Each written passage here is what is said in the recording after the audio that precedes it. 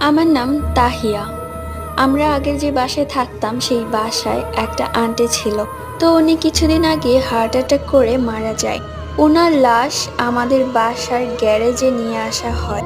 ওনার লাশ দেখার পরে আমি খুব ভয় পাই, কারণ ওনার একটা চোখ ছিল না। এক পলক ফেলতেই দেখলাম ওনার চোখ আগের মতোই আছে।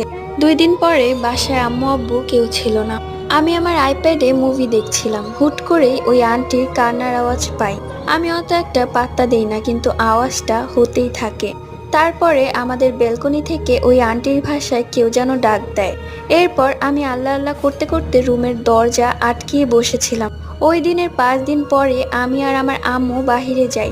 আসার সময় আমরা আবার ওই আন্টির গলার ভয়েস শুনতে পাই। তারপর আমরা ওই বাসাটা চেঞ্জ করার সিদ্ধান্ত নেই। এবং ঘটনাটি লিখেছে আমারই একজন সাবস্ক্রাইবার, যার নাম হচ্ছে Tahiya. So thank you so much, bye by.